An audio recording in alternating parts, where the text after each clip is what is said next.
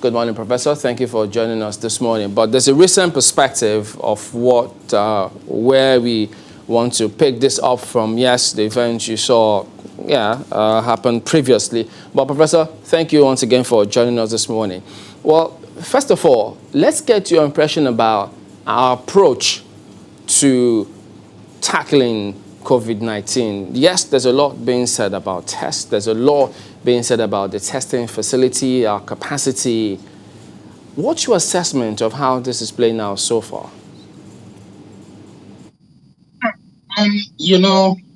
COVID-19 is a pandemic, and there are laid out guidelines and steps that are expected to be taken in order to be able to contain this disease, of which I can say that NCDC, they're following the right guideline. Because one key step here is to ensure that initially, as we apply the lockdown, is to have everything as much as possible, the spread of the disease, stabilized and contained at that level to limit spread. But lockdown on its own is a means to an end rather than an end on its own. That's why you've been seeing several modifications of the lockdown.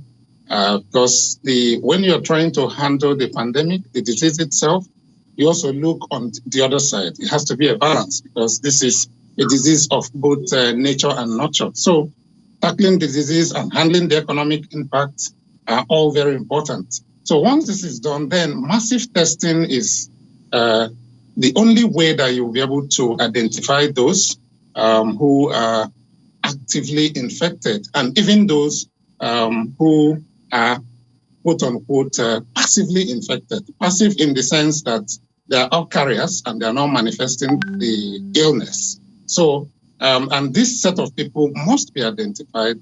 And the only way and the credible way of doing this is intensifying our testing capacity.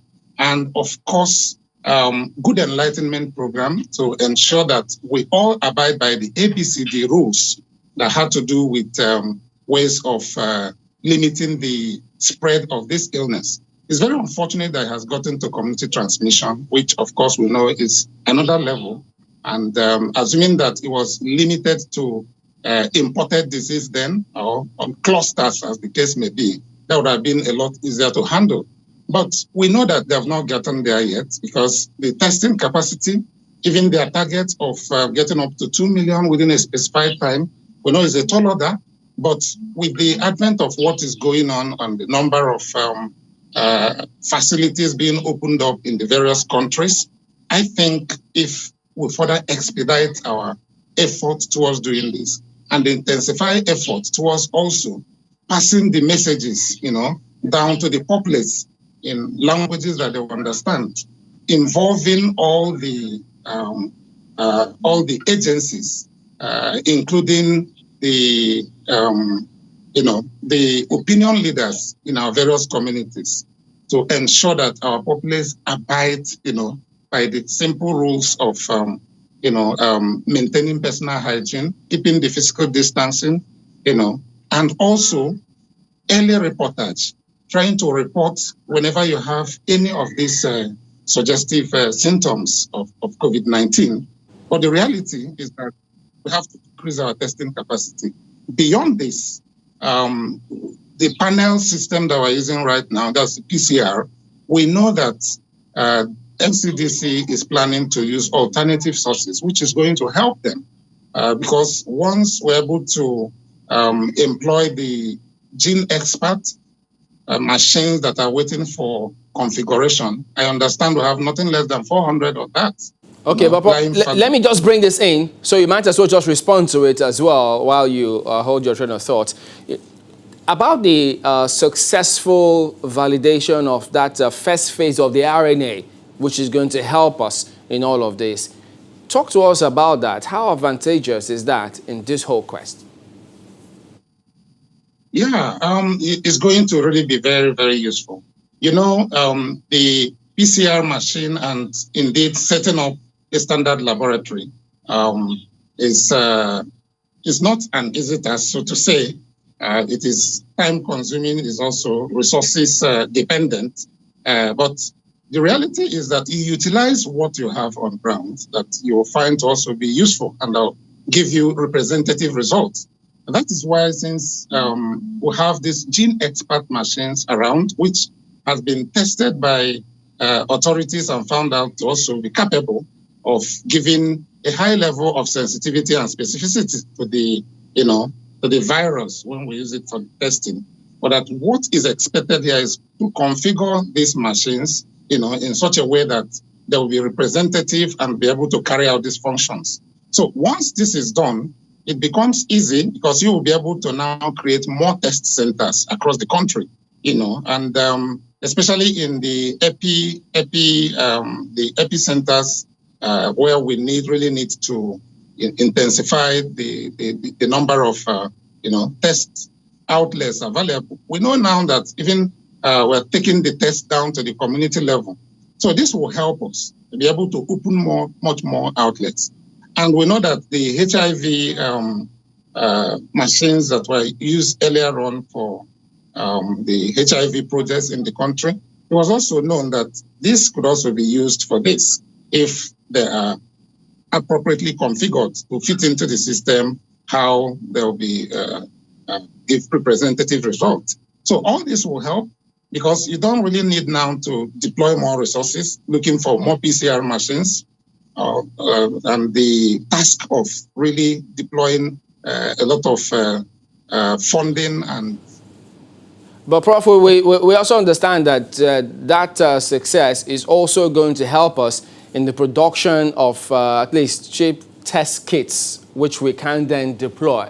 But there are those who say, well, that may be a good thing, but the other question now is about us having a lot more test centers and developing our capacity, because the chances are if we begin to test more people, you may have more people who may be positive. You're absolutely correct here. It's not a may, it is real, because once you have community transmission, this becomes even those who are carriers are capable of transmitting. And there is no way, we know that those who are carriers will not manifest even with the disease, and they are capable of transmitting to people around them. So the onus is on us to up our games to ensure that the testing capacity increases, because it is something that is time-bound. The more we test, the more we're able to identify those who are positive, give them supportive therapy, and we're able to isolate them from others. Then we're moving gradually to containing the disease.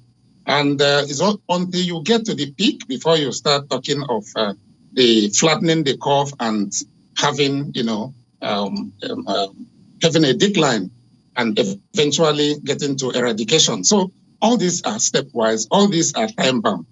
That's why there's no alternative rather than expanding our frontiers towards much more testing capacity, and also each and every one of us, citizens, being responsive to obeying the simple rules that will help to limit and contain the transmission of this disease. When you talk of rapid kits, they have their own downsides because the sensitivity and specificity is very, very, very. And that's why I'm aware that NCDC, they just launched research grants, put it out there for people to assess, to help them in identifying, assessing rapid kits that the sensitivity and specificity will be acceptable, good enough, and representative, so that we won't have too many false negative or false positive results. Because it's better to do qualitative analysis and qualitative identification rather than doing wrong identification that will not help in containing the illness at the end of the day. So prevention is the key thing. That should be the message to the society, each and every one of us. And of course, the authorities has to, expedite their efforts towards ensuring that we get to that level of desirable testing. There must be at least one test center in every state. We've been saying this all this long. I'm happy that that is their target. But of course, in epicenters, there are new ones even coming up now. Or your state recorded over 100 last time, all put together. So some of these states will have to also look towards their direction in such state that you have very high case identification rate. We must have multiple test centers, in such places.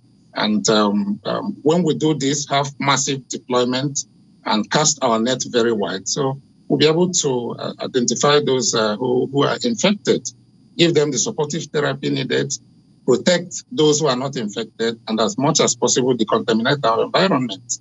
Then we'll be talking of getting out of... Okay, now the question here will be, what is a guarantee that this will boost our testing capacity? And this is why I say this. About a month ago, the DG of NCDC put out a statement saying that we needed more RNA extraction kits. And he put out, the different manufacturers. The day after, he said, well, it seems like we have gotten at least help from people. But if you look at our daily testing from that point until now, we have not even reached 2,000, which is, one of the early milestones we set for ourselves. Now we have moved on to saying we want to test millions. So that happened, and it didn't quite increase our testing capacity. So what is the guarantee that, yes, the first phase has been done with, NCDC has validated the extraction kit, but what is the guarantee that it will improve our testing capacity? You can only gain when you add something on what is existing. So we know that already on ground, the PCR is one of the key, it's our major mode of testing for COVID-19 and identifying positive cases. Yeah, and having this phase 2 validation will add to the capacity. Although we know that, yes, it is true that the reagents you need and the kits you need actually in carrying out this, they are not manufactured here in the country. But we'll still have to make effort in reaching out, And but when we use Gene Expert, which is going to be like using multiple facets, that's not going to in any way stop what we're doing with PCR. That will still be on. But you deploy Gene Expert, you deploy other methods of testing, then it's going to help. Definitely, our testing capacity will have to increase. And effort is only when you source that you'll be able to get. So we expand our frontiers towards reaching out to how we'll be able to get the necessary reagent.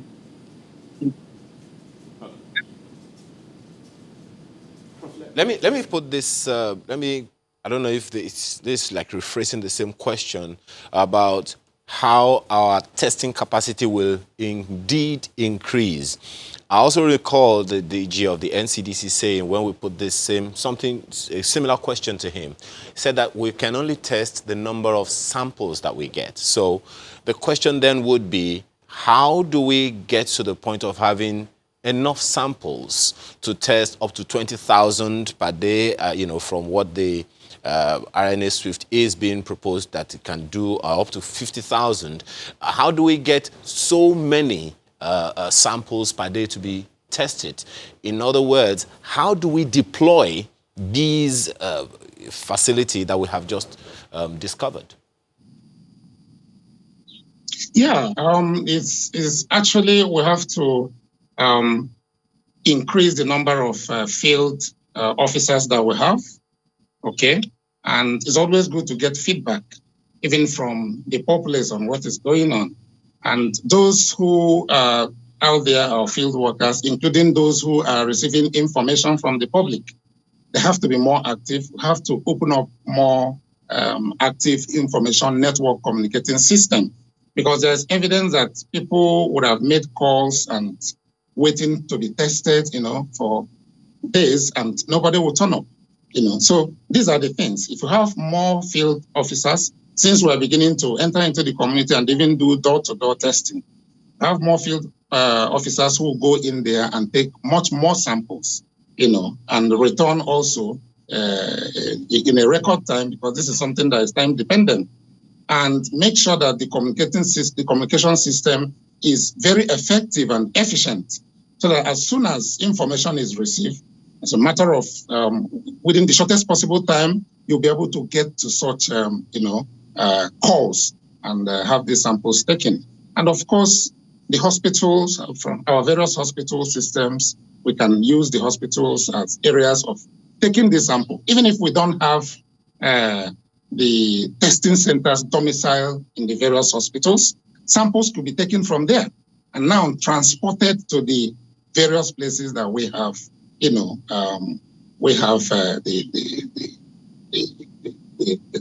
testing laboratories domiciled in. And of course, the field workers who have been going into the communities, will intensify the effort, will increase the number, and also ensure that the information and channel of communication flow is expedited.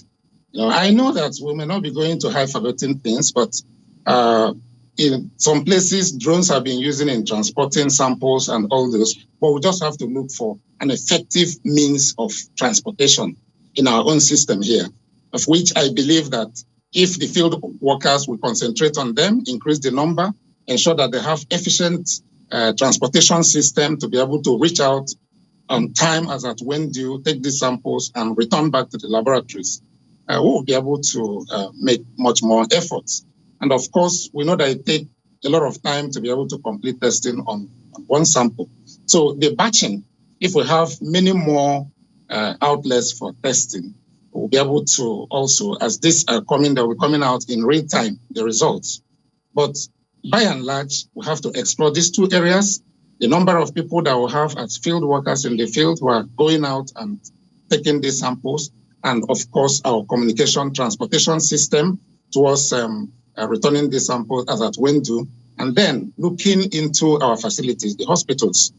From there, we can also take samples from patients so that we use multiple approach in actually getting there and improving on what is already on ground. Now, there was something you said the other time that I think might also come in handy, or rather important for us to address. The more we test, the more likely we will get higher positive cases. That's one of the things that you said earlier.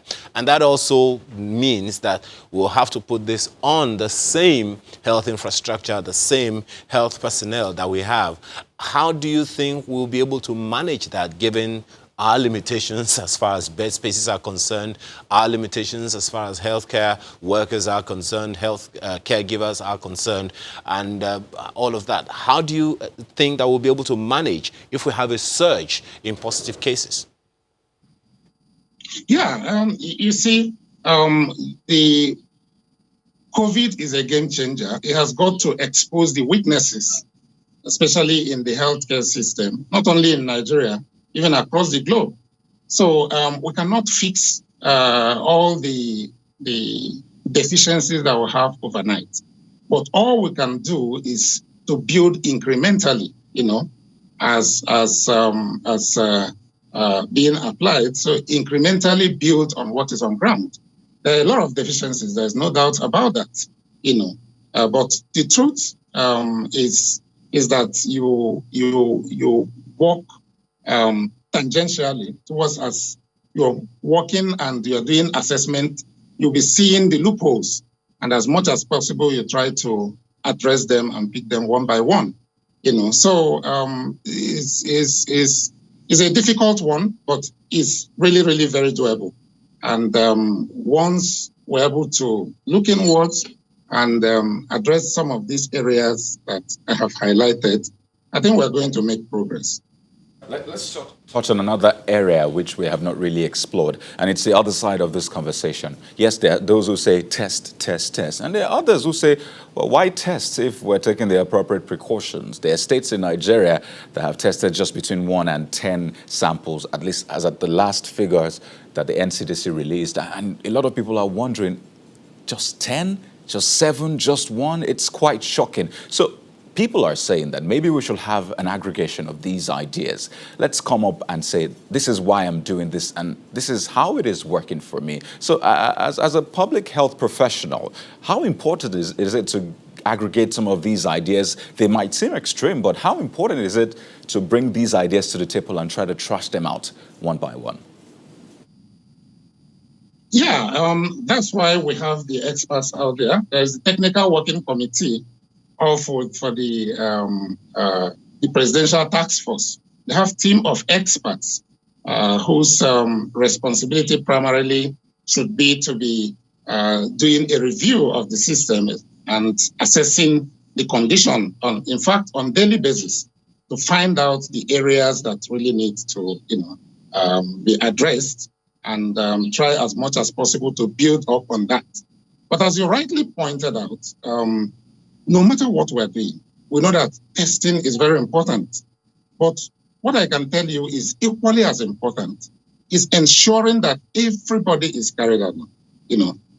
This health education is very, very key, ensuring that there's compliance so that even from within, we don't keep on escalating the disease, its transmission, and just be grappling and struggling with testing to catch up with. If we're sure that those who are, and all these things should be happening simultaneously.